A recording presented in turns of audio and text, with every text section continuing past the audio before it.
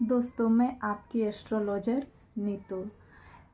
यदि आप मेरे चैनल पर पहली बार आए हैं तो प्लीज़ मेरे चैनल को लाइक एंड सब्सक्राइब करें, जिससे मेरे आने वाले वीडियो की जानकारी आपको मिलती रहे।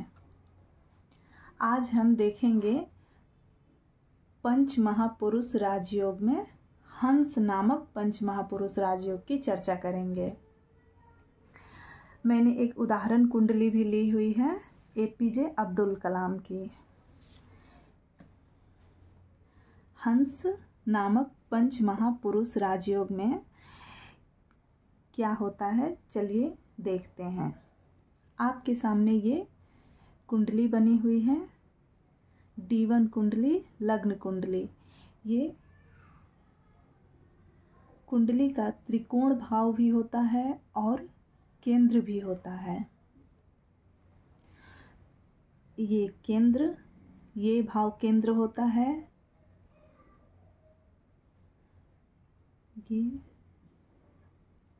ये चारों भाव जो होते हैं ये केंद्र होते हैं, और इस केंद्र में गुरु, बुध, शनि, शुक्र और मंगल, इन 5 ग्रहों के द्वारा पंच महापुरुष राजयोग बनता है। गुरु,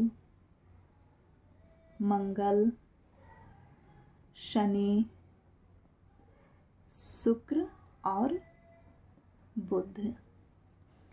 देखिए, जब गुरु स्वराशि का होगा, मीन राशि इसकी अपनी राशि होती है, धनु राशि इसकी अपनी राशि होती है, और ये 4 नंबर की गिनती कर्क राशि, ये इसकी उच्च राशि होती है। उसी तरह मंगल की 1 नंबर मेष राशि, वृश्चिक राशि 8 नंबर की गिनती, और 10 नंबर मकर राशि, इसकी उच्च राशि होती हैं। ये स्वराशियां हैं, 1 और 8 मंगल की स्वराशि है, और ये 10 नंबर जो है ये इसकी उच्च राशि है। उसी तरह शनि की 10, 11 यानी मकर और कुंभ इसकी अपनी राशि होती है, और 7 नंबर की गिनती यानी तुला राशि इसकी उच्च राशि होती है। उसी तरह शुक्र की 2 वृषभ राशि, 7 तुला राशि, और मीन राशि जो गुरु की राशि है ये शुक्र की उच्च राशि होती है। बुध की 3 और 6 ये इसकी अपनी राशियां भी हैं, और ये अपनी ही राशि में, कन्या राशि में उच्च का होता है। तो जब ये 5 ग्रह अपनी इन राशियों में, स्वराशियों में या अपनी उच्च राशियों में होते हैं और केंद्र में होते हैं, तब पंच महापुरुष राजयोग बनाते हैं, यानी जातक को महापुरुष बनाते हैं। आज हम देखेंगे हंस नामक पंच महापुरुष राजयोग के बारे में।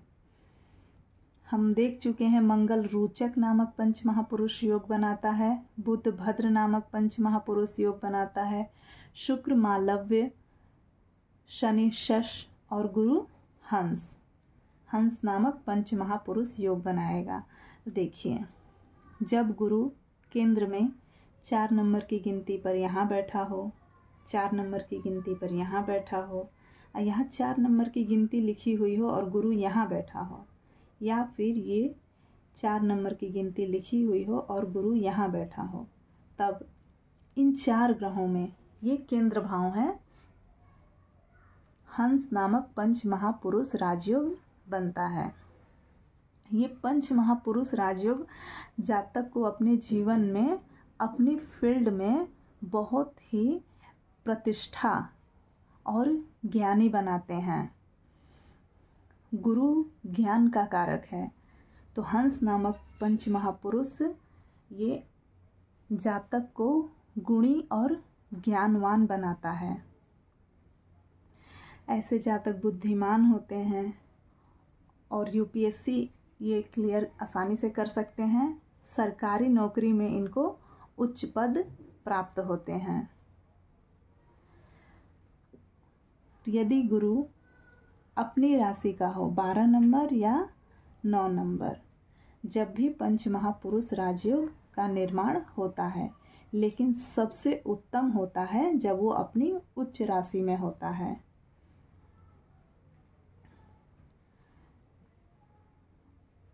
चलिए अब उदाहरण कुंडली देखते हैं।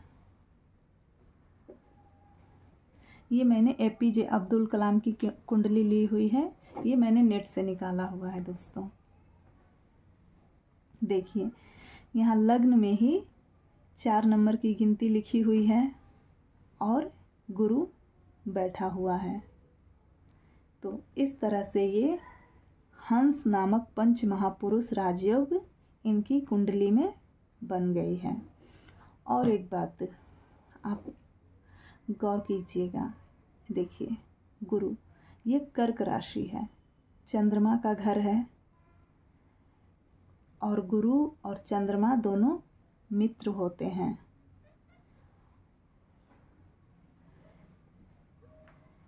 इस तरह से ये पंच महापुरुष राजयोग बहुत ही उत्तम बना।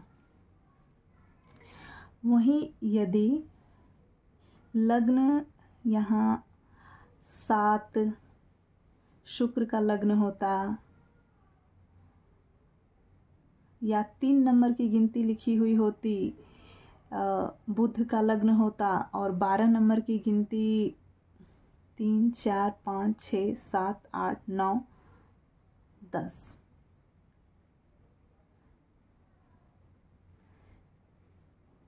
ग्यारह 12, यहाँ 9 नंबर की गिनती पड़ती दोस्तों, तो गुरु यहाँ पड़ता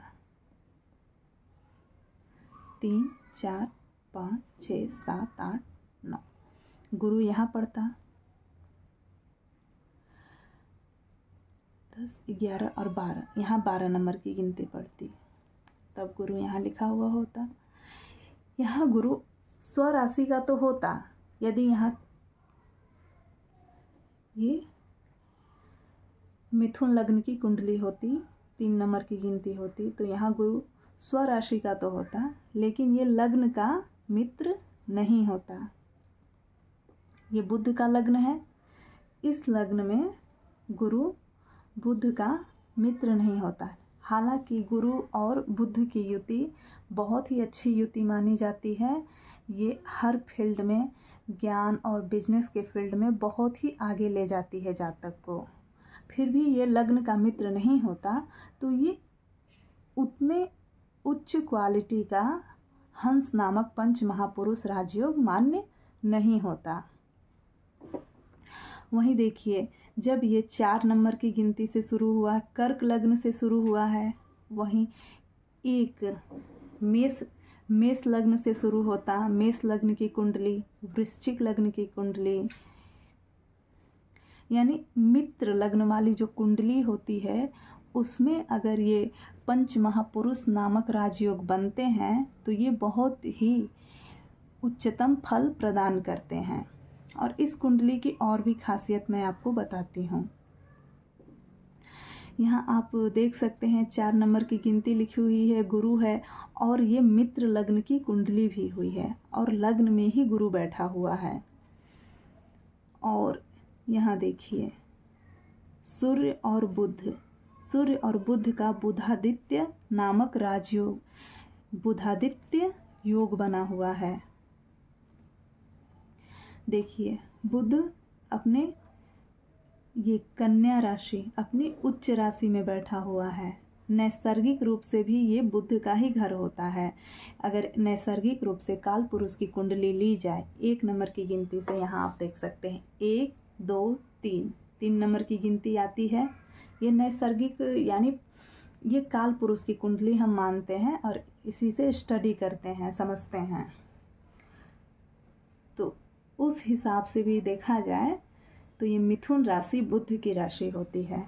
तो ये बुध का वैसे भी अपना हाउस होता है और यहाँ बुध की अपनी उच्च राशि भी पड़ी हुई है। तो बुध अपनी उच्च राशि में विद्यमान है और साथ में सूर्य है और दोनों एक ही चित्रा नक्षत्र में हैं। चित्रा नक्षत्र मंगल का नक्षत्र होता है, जो कि सूर्य का मित्र है, सूर्य का परम मित्र है मंगल। तो देखिए सूर्य कितने कंफर्ट जोन में है। अब बुध जो है सूर्य को अपना शत्रु नहीं मानता।